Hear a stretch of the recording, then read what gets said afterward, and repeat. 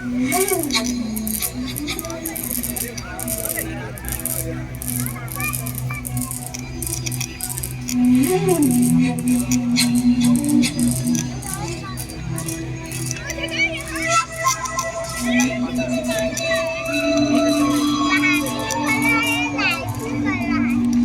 रहे हो, देखते रहो अच्छी तरह से।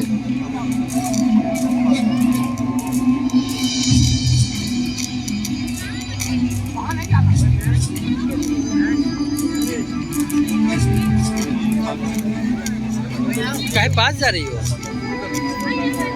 चलो ठीक है, देखो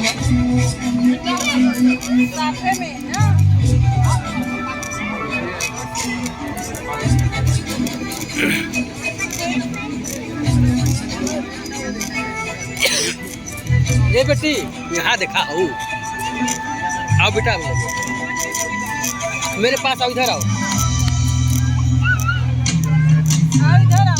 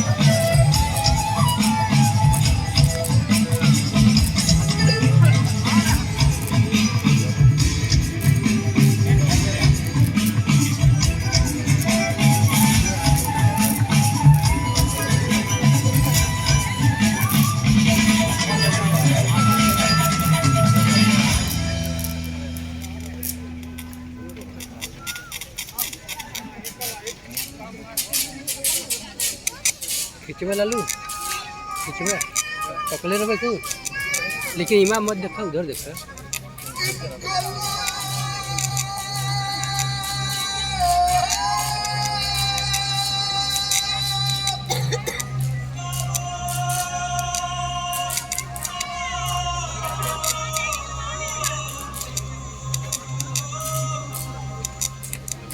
सरफरोशी की तमन्ना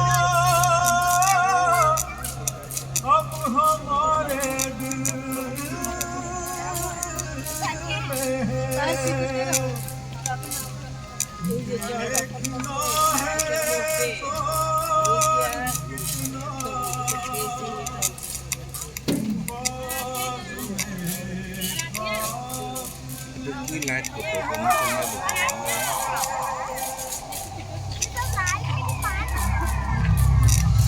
मैं वही जिसने क्रांतिकारियों के सरदार महान चंद्रशेखर आजाद की शहादत दी। बरसों से खड़ा हूँ यहाँ, बहुत कुछ देखा है, बहुत कुछ सुना है। उन परिंदों से जो मेरी शाखों पर अपना डेरा बसाते हैं, उन हवाओं से जो दूर दूर की खबरें लेकर आती हैं, अपने इन बरसों पुरानी जड़ों से जो जमीन के भीतर दफन हजारों बरस पुराने किस्से और कहानियां खोज लाती हैं और मुझे सुनाती हैं। उन्हीं किस्से कहानियों के जमघट में छुपी एक कहानी मैं आज आपको सुनाता हूँ।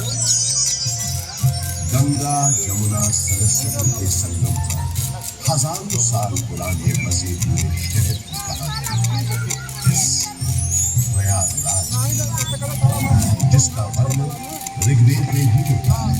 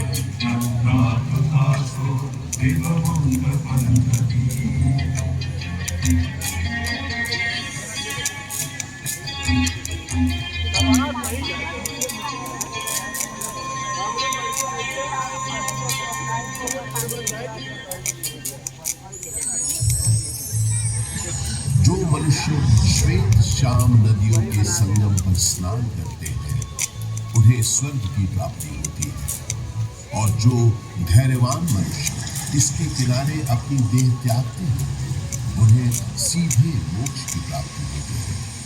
ब्रह्म पुराण में ब्रह्मा जी भी कहते हैं, क्योंकि यहाँ सरस्वती जी अदृश्य रूप में आकर गंगा जी से मिलती है, इसलिए इस क्षेत्र को सरस्वती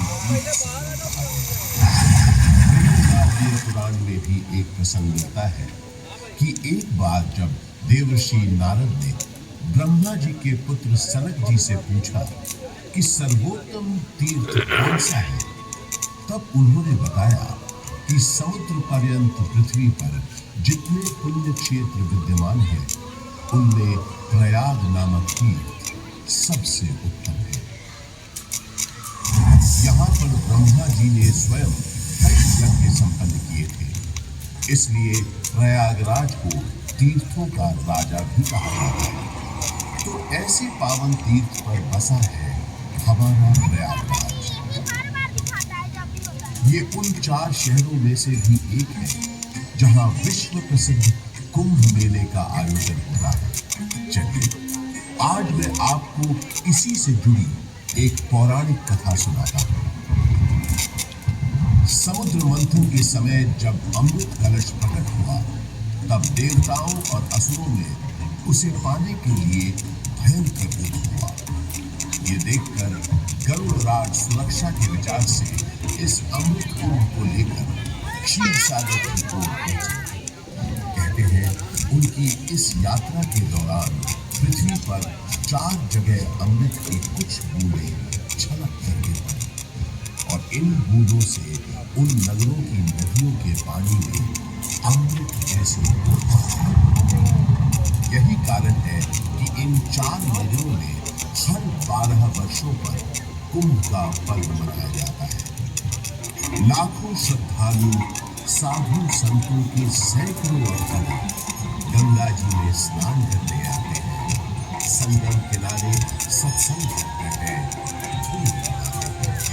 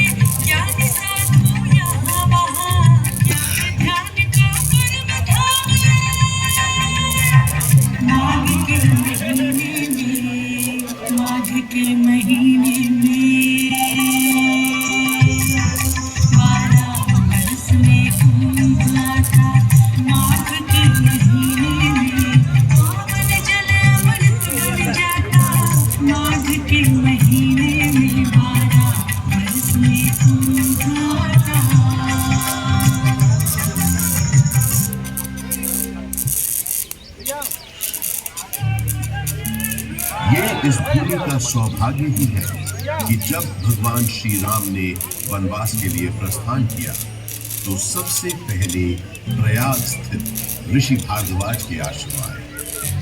महर्षि भारद्वाज एक महान तपस्वी ज्ञानी महर्षि थे। रामचरितमानस में गोस्वामी तुलसीदास जी ने लिखा है कि भारद्वाज मुनि बसही प्रयागा, अर्थात भारद्वाज मुनि का निवास स्थान प्रयागराज है।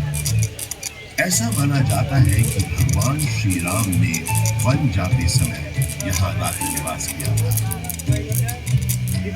भारद्वाज ऋषि ने भगवान राम को विदा करते समय बताया था कि आगे जाने पर आपको बरगद का पेड़ मिलेगा जिसे शाम बट कहते हैं। इसके नीचे बहुत से सिद्धपुरुष निवास करते हैं। ये शाम बट ही आज का अक्षय वट है। इस अक्षय वट के महत्व का वर्णन पुराणों में स्पष्ट रूप से किया गया है। ये सही कहा था यार, एक बार और ना किया।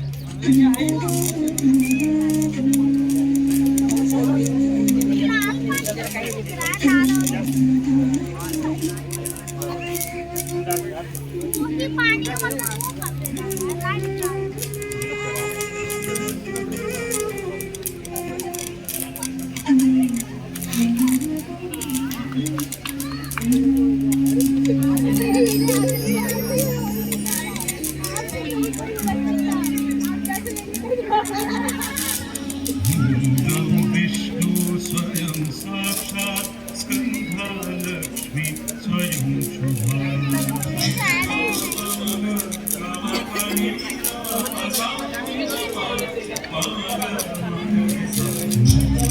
विष्णु स्वयं साक्षात् स्कंधा मैं लक्ष्मी खींच रहा हूँ।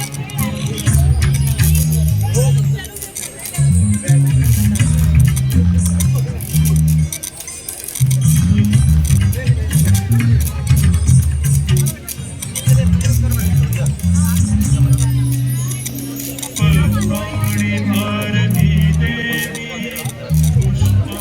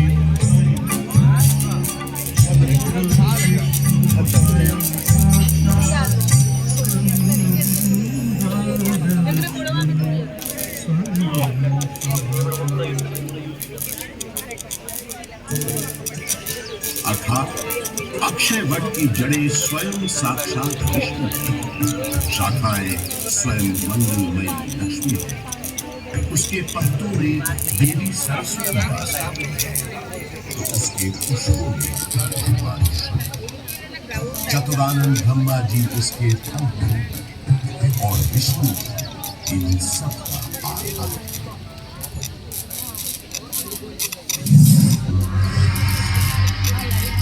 गौतम बुद्ध के काल में भी प्रयाग का बड़ा इसका एक बड़ा साक्ष्य है यहाँ उपस्थित अशोक की डाल। सम्राट अशोक का संदेश तो इस स्तंभ पर अंकित है। गुप्त काल के शक्तिशाली राजा समुद्रगुप्त का प्रयाग प्रशस्ति अभिलेख भी इसी स्तंभ पर मिलता है।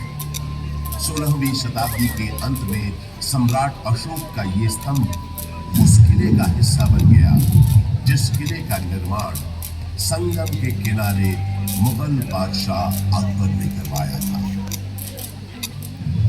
बुद्धं शरणं गच्छामि, धम्मं शरणं गच्छामि, संघं शरणं गच्छामि।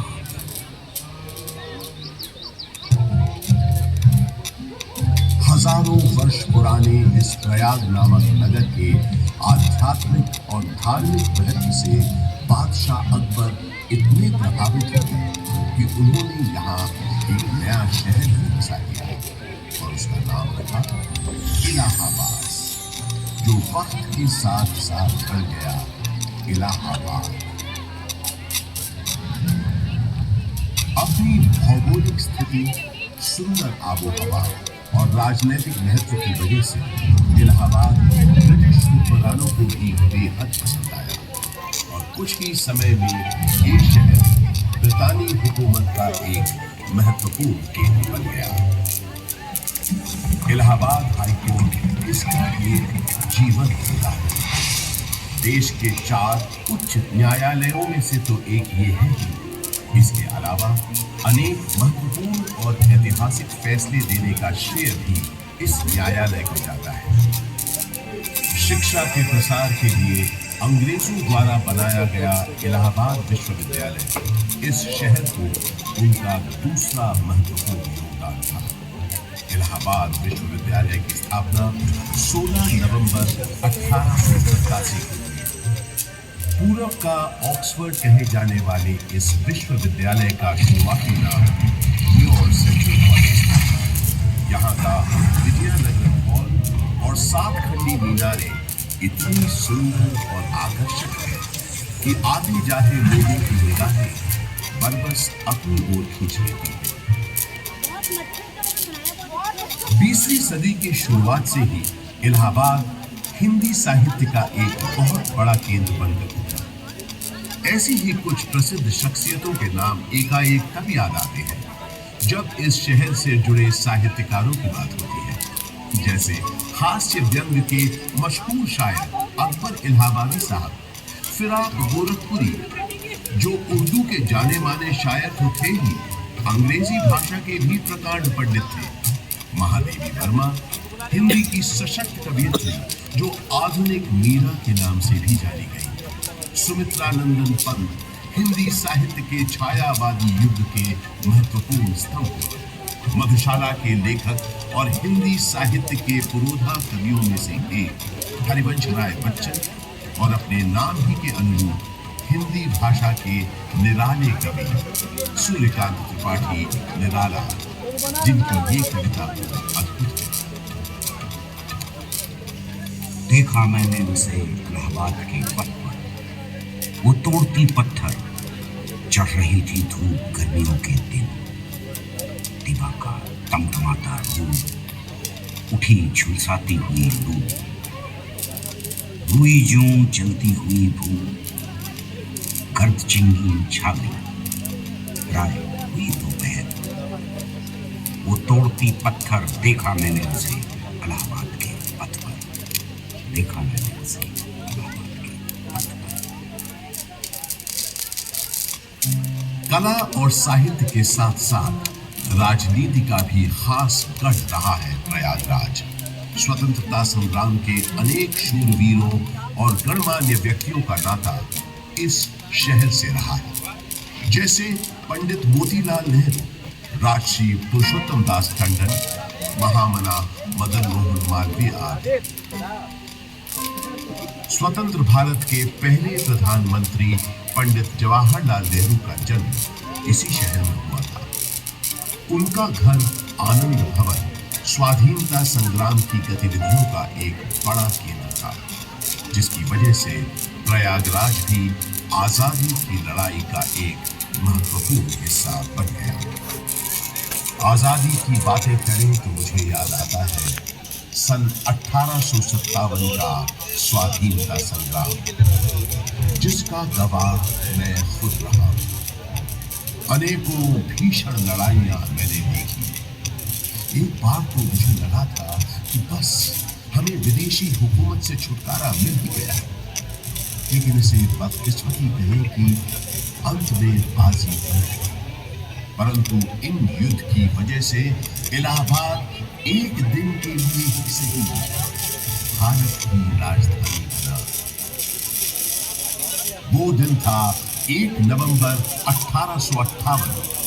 उस दिन प्रयागराज के मिंटो पार्क में एक शाही दरबार लगा था, जिसमें लॉर्ड कैनिंग ने महारानी विक्टोरिया का महत्वपूर्ण घोषणा पत्र पढ़ा। आज 10 नवंबर 1858 के दिन से हिंदुस्तान में ईस्ट इंडिया कंपनी का राज खत्म हो जाए। अब से इंडिया में मालिका विक्टोरिया का राज होगा। ब्रिटिश ताज की हुकूमत होगी यहाँ। उस दौर से निकलकर समय के साथ थोड़ा आगे बढ़े तो मुझे याद आता है अपने चारों ओर बांध फैलाए ये विशाल पार्क, जिसके आंगन में खड़ा मैं आज आपको ये कहानी सुना रहा हूँ। बात सन 1870 में, जब एडिनबर्ग के ड्यूक एल्फ्रेड साहब इलाहाबाद आए। उन्होंने यहाँ आकर 133 एकड़ के इस बड़े से भूखंड पर एक विशाल पार्क का शिलान्यास किया था। उन्हीं के नाम पर तो इस पार्क का नाम पड़ा है, एल्फ्रेड पार्क। ब्रितानवी हुक्मरानों ने इस पार्क के भीतर कई एक महत्वपूर्ण इमारतों का भी निर्माण करवाया। अब जैसे कि ये मशहूर गवर्नमेंट पब्लिक लाइब्रेरी, इलाहाबाद के उस जमाने के कमिश्नर फ्रांसिस ऑटवे मेन एक लाइब्रेरी बनवाना चाहते थे, जिसके लिए उन्होंने मशहूर आर्किटेक्ट रिचर्ड रॉस्किल बेल को बुलवाया और कहा, हमने तुमको बोला था ना, हमको एक लाइब्रेरी बनाने का है। I remember, sir. आपने बताया था आपका डियर फ्रेंड और इलाहाबाद का एक्स कमिश्नर मिस्टर कटबर्ट बेंसले थॉर्नहिल का मेमोरी में आपको एक लाइब्रेरी बनवाना है, राइट? Yes, Thornhill खुद एक बहुत double down planet था। आधा इलाहाबाद जिसे ने प्लान किया। ये लाइब्रेरी उसकी मेमोरी को befitting tribute होना चाहिए। और आप बिल्कुल बेफिक्र रहे सर। मेरे दिमाग में स्कॉटिश बैरोनियल रिवाइवल स्टाइल की एक ब्यूटीफुल बिल्डिंग का प्लान है, जो एकदम परफेक्ट होगा ट्रिब्यूट देने के लिए।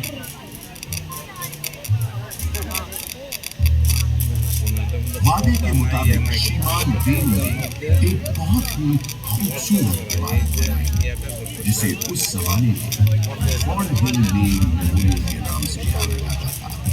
और आज हम इस शानदार इमारत को गवर्नमेंट पब्लिक लाइब्रेरी के नाम से जानते हैं। यहाँ इस लाइब्रेरी में लगभग 1.25 लाख से भी ज्यादा किताबें और अन्य ऐतिहासिक दस्तावेज मौजूद हैं। पूरे उत्तर प्रदेश में सबसे बड़ी लाइब्रेरी यही है। विक्टोरिया मेमोरियल कोलकाता में है, ये तो सब जानते हैं, लेकिन उससे थोड़ा छोटा मगर बेहद सुंदर विक्टोरिया मेमोरियल यहाँ प्रयागराज में भी मौजूद है। ये बात बहुत कम लोग जानते हैं।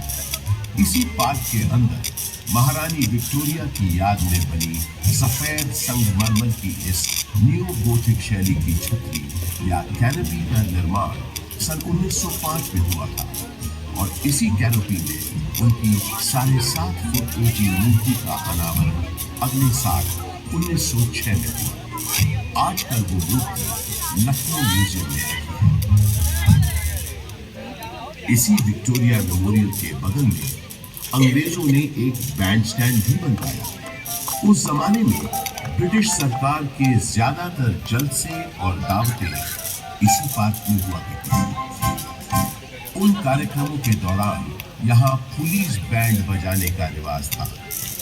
इस संगीत का आनंद अंग्रेजों के साथ साथ कुछ रईस और रसूखदार इलाहाबादी भी लेते थे। ऐसा माना जाता है कि ये बैंड स्टैंड अंग्रेजों को एक बंगाली सज्जन बाबू नीलकमल मित्रा ने भेंट किया था।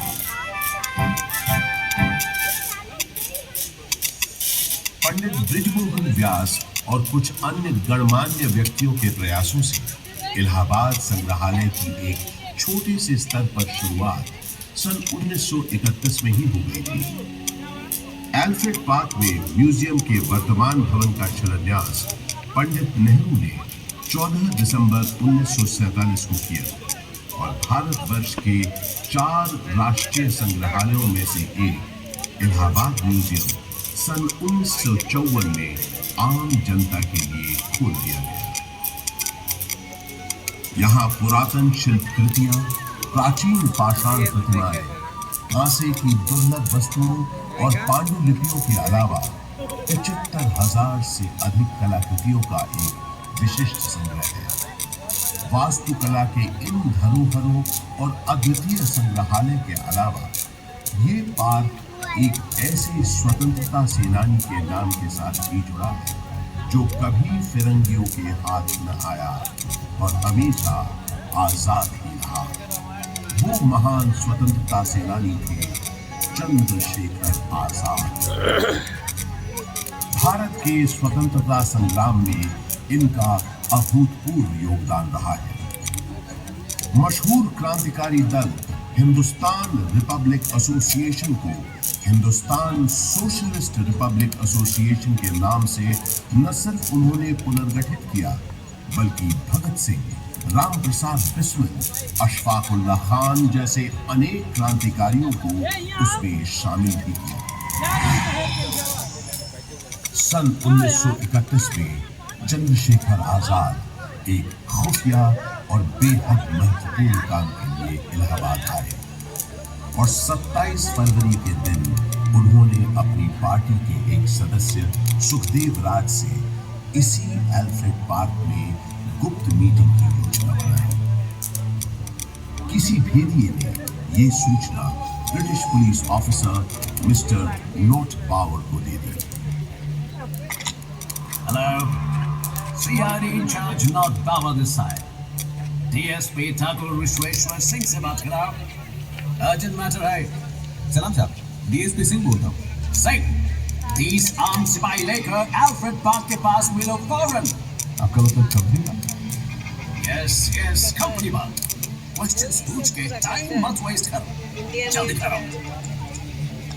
इस गद्दारी से बेखबर आजाद कंपनी बाग पहुंच चुके थे और पार्क में छुपे हुए थे। सुखदेव राज भी इलाहाबाद में अपने छुपने के ठिकाने से निकलकर उनसे मिलने तयशुदा जगह पर पहुंच गए। आजाद कहीं दिख नहीं रहे थे। सुखदेव ने उन्हें ढूंढना शुरू किया और आखिर वो दोनों मिल गए। गुरुजी, गुरुजी, गुरुजी। सुखदेव, किसी ने तुम्हारा पीछा तो नहीं किया? आप निश्चित रहे। मैंने यहाँ आते वक्त पूरी सावधानी बरती। शाबाश सुखदेव, शाबाश। मैंने तुम्हें यहाँ बहुत जरूरी मंत्रणा के लिए बुलाया है। जी बताइए। मैं चाहता हूँ कि तुम और तुम्हारे 4-5 विश्वास पात्र साथी आजाद और सुखदेव की बातचीत शुरू हुए ज्यादा देर नहीं हुई थी कि नॉट पावर 30 राइफलधारी सिपाहियों के साथ यहाँ पहुँच गया। Mr. Chandrasekhar Tiwari, you have been surrounded by police.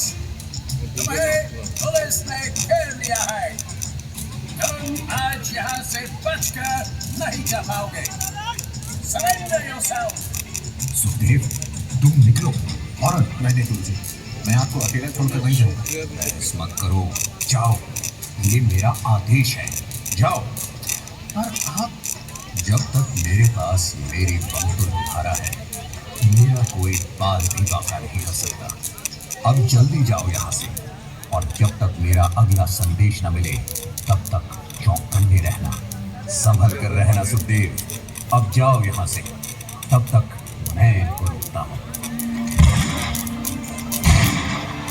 पल भर में नॉट पावर ने आजाद पर गोलियां बरसानी शुरू कर दी। आजाद यही बगल में जामुन के पेड़ के पीछे छुपे पुलिस का मुकाबला कर रहे थे।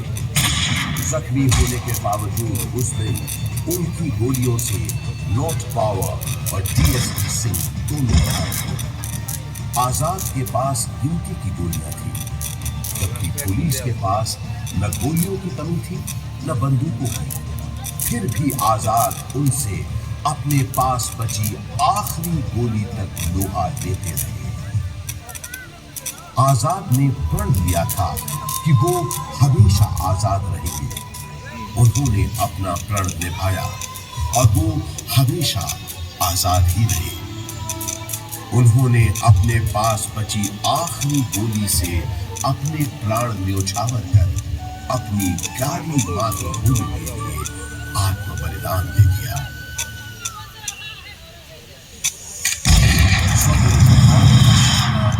अपने दिल में लिए वो शहीद तो हो गए, लेकिन हिम्मत और बहादुरी की मिसाल चंद्रशेखर आजाद हमारे दिलों में हमेशा के लिए अमर हो गए। आज हमारा भारत देश एक स्वतंत्र देश है, तो उसका शेर शहीद आजम चंद्रशेखर आजाद जैसे लोगों के उत्सर्ग को, उनकी शहादत हो जाता है, जिन्होंने अपनी जान से भी ज्यादा प्यारी मातृभूमि के लिए हंसते हंसते अपने प्राणों की आहुति दी। आजाद अक्सर कहा करते थे, अंग्रेजों की गोलियों का हम सामना करेंगे। हम आजाद थे, आजाद हैं, आजाद ही रहेंगे।